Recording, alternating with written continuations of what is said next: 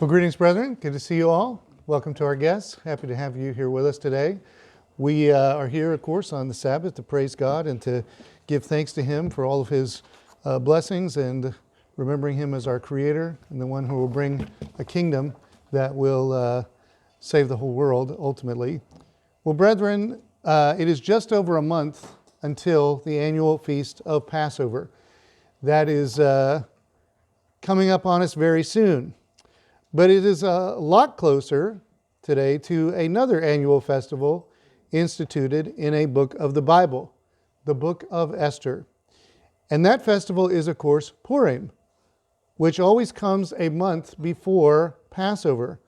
Passover is the 14th day of the first month of the Hebrew calendar, while Purim is the 14th day of the last Hebrew month. This year, Purim begins this coming Monday, March 6th at sunset and continues through Tuesday. In Jerusalem, they observe the next day to imitate the Jews of the Persian capital, not being able to celebrate until the next day. Now, Purim is a biblical festival. That is, it's given in the Bible, but it is not commanded in the law like the other annual festivals. It's a national festival of the Jews.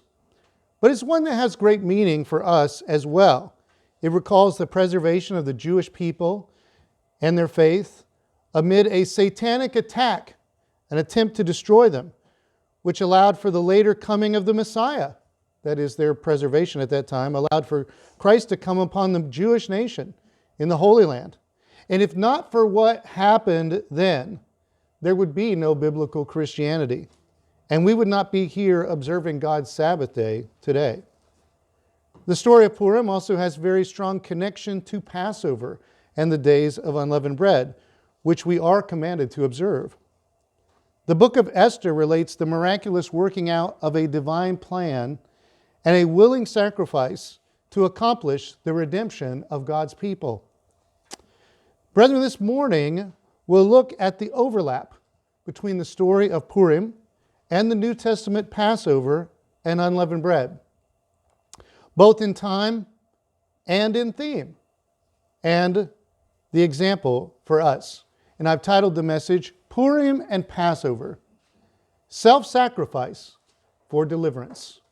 Purim and Passover, Self-Sacrifice for Deliverance. I'd like you to turn to the book of Esther.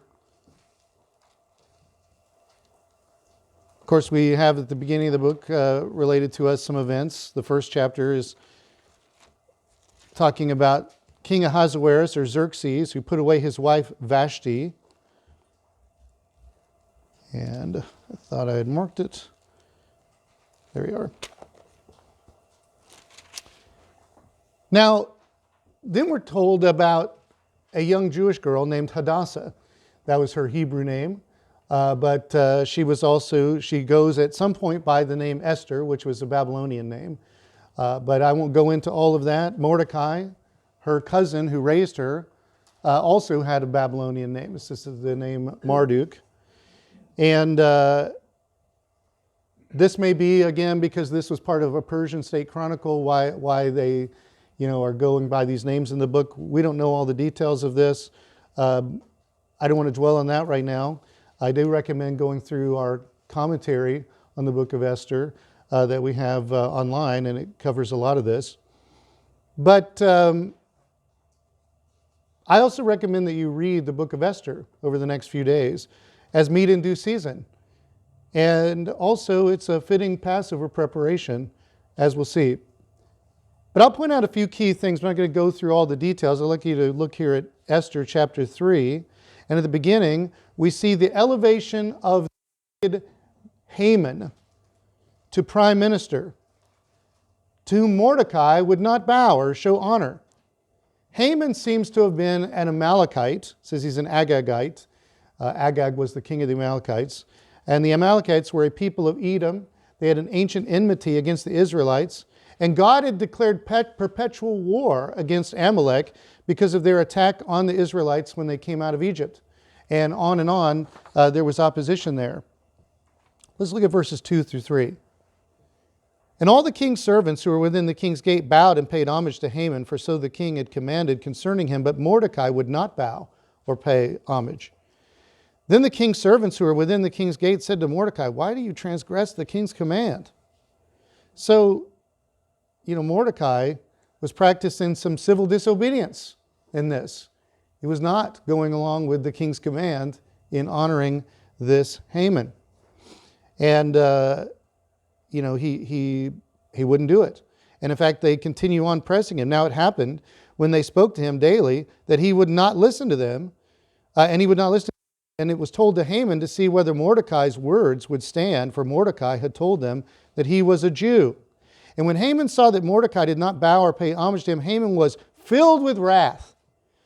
But he disdained to lay hands on Mordecai alone. Now, that's not enough, for they had told him of the people of Mordecai. Instead, Haman sought to destroy all the Jews who were throughout the whole kingdom of Ahasuerus, the people of Mordecai. So they're going to wipe them all out. They're going to commit genocide against this whole people. And verse 7, in the first month, which is the month of Nisan, in the 12th year of Ahasuerus, it's the first month, and this is on the Hebrew calendar, they cast pur, that is an Akkadian word, that is the lot, is what that means. You're casting lots before Haman to determine the day and the month until it fell on the 12th month, which is the month of Adar. Now, there's a few different ways to read that. It's like they keep, tossing a coin almost, where it keeps coming up heads or tails, and it's like it keeps coming up. They cast it for, maybe they cast for each month until they got to the last month, and then they cast for each day until they got to the 13th day of that last month. But they're in the first month, so it actually put it way off in the year. So then, I think Haman thought this was a miraculous sign from God. So verse 8, then Haman said to King Ahasuerus, there is a certain people scattered and dispersed among the people in all the provinces of your kingdom. Their laws are different from all other peoples. And that's, of course, always what it is. Their laws are different from all other peoples. And they do not keep the king's laws. Therefore, it is not fitting for the king to let them remain. If it pleases the king, let a decree be written that they be destroyed. And I will pay 10,000 talents of silver into the hands of those who do the work to bring it into the king's treasury. So they're going to basically destroy these people, take all their property and pillage them and bring that all into the royal coffers. So the king took his signet ring off his hand and gave it to him and said, well, the money and the people are given to you to do with them as seems good to you. Well, he did probably, I'm assuming he didn't know who this was actually talking about. But it certainly was a horrible thing that happened here. Continuing on, we're told in, when these events were happening. Let's look at verses...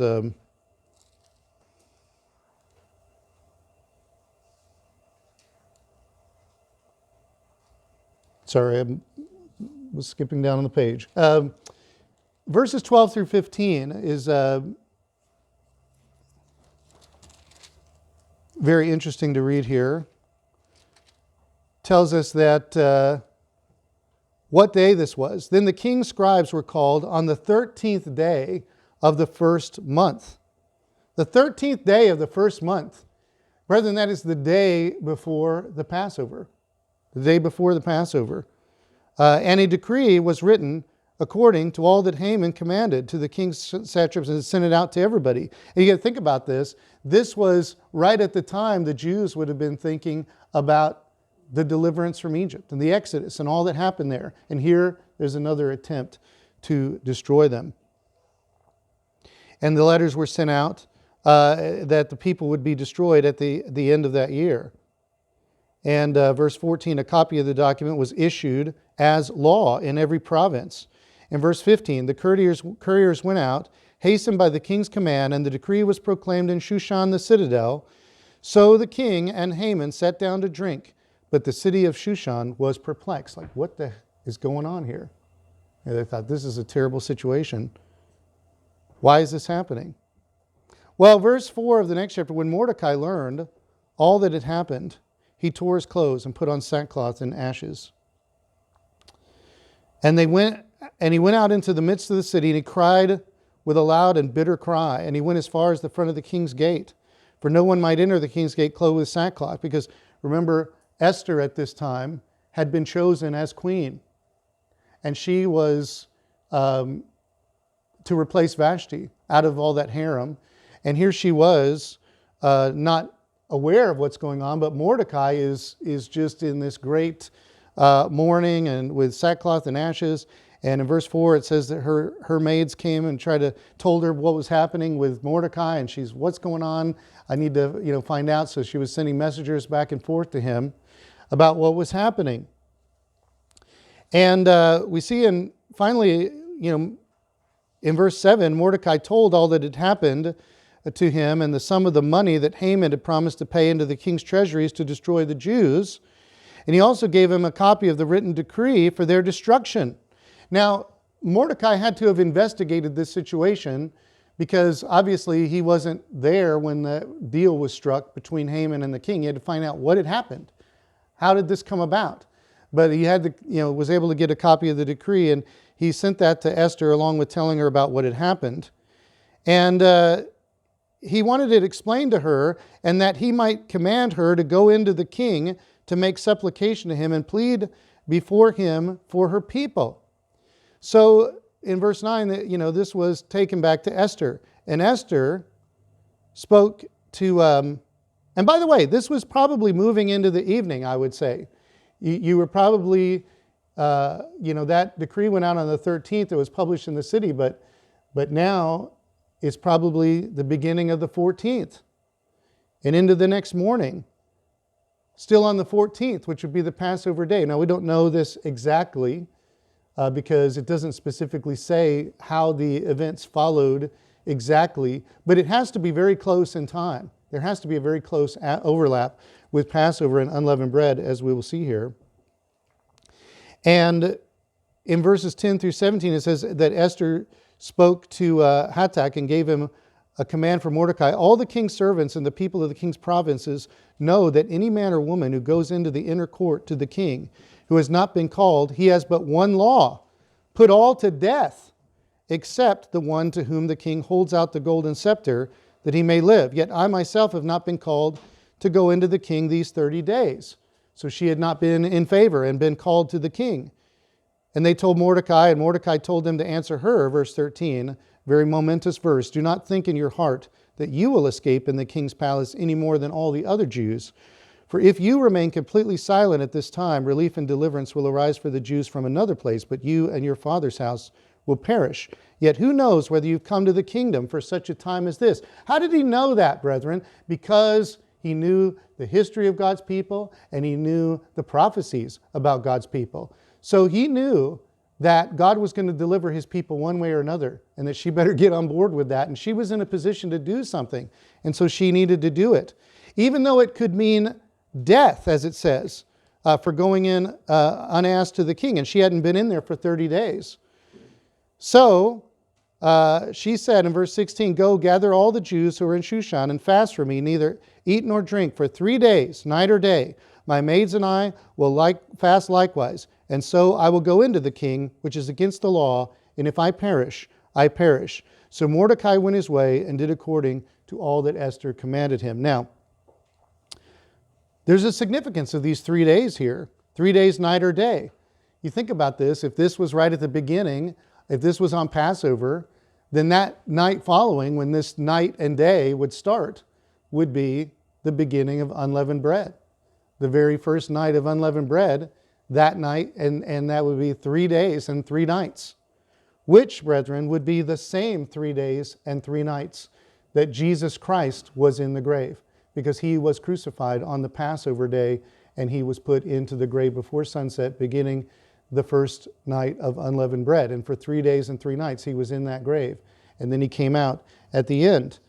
On the third day, of course, he was resurrected. But notice this in chapter 5, verse 1. Now it happened on the third day, that Esther put on her royal robes and stood in the inner court of the king's palace across from the king's house. Now while the king sat on his throne in the royal house facing the entrance of the house. So it was when the king saw Queen Esther standing in the court that she found favor in his sight, and the king held out to Esther the golden scepter that was in his hand. Then Esther went near and touched the top of the scepter. So basically, she was revived out of mortal peril and death on the third day. Now, a lot of times people might say, well, was she really in peril? I mean, it was his queen. Would he really be, gonna do that? Well, it was against the law. Remember, it was the death penalty. And this was a very rash and impetuous king. He had banished his wife before when she hadn't come out. This was more serious. This was a capital offense for her to just come uninvited there. And she had not been in favor for the past 30 days. So there was some problem there. And we know from history that Xerxes was a very rash and impetuous person. Remember, this is a guy who, when he sent his forces across, was trying to cross these pontoon bridges across the water over to Greece, that the sea was too rough, so he was commanding people to lash the water, like they're beating the water, trying to punish the water. This is crazy stuff. And this is a kind of a man that was being dealt with here. And she, of course, was in real mortal peril. But here, he received her at the end of that. And so we know the rest of the story. And I again recommend you to read the rest of the story, because it's a very important story, especially at this time of the year. But what we find is that she was raised up, and then she was able to identify and expose the evil one and save and deliver her people. And there was a whole process that went along with that, beyond that. And of course, we can see parallels with Jesus Christ offering himself in sacrifice for the redemption of the people, and then exposing the enemy to undo his evil. That's what the days of unleavened bread are about, when Israel came out of Egypt, escaping its Pharaoh with the enemy's forces buried in the sea. In the case of Esther and the Jews at that time, there was still the coming time of annihilation to face, just as future destruction still faces the world, including God's people. So a way had to be made to turn it around, and that was made possible by redirecting them to do that. Well, brethren, I'd like you to conclude over in Mark 8, if you turn over there.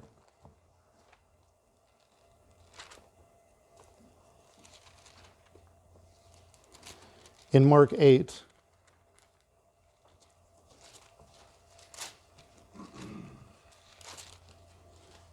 As we near the Passover, we think of the one who gave it all in sacrificing himself for us and all humanity, for all who will become Jews inwardly. And we see it here in Purim as well, as we contemplate the fact that God also works through his people, leading them to exhibit his character imperfectly, but growing in it.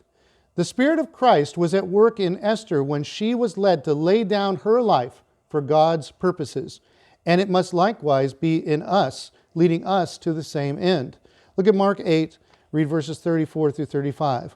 When he, Jesus, had called the people to himself, with his disciples also, he said to them, "Whoever desires to come after me, let him deny himself." That's self-sacrifice. And that's what fasting was too, when this fast for 3 days and 3 nights. It was an exercise in self-denial. But of course, this was a real mortal peril, putting her very life in jeopardy.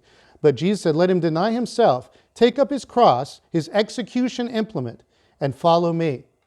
For whoever desires to save his life will lose it, but whoever loses his life for my sake and the gospel's will save it.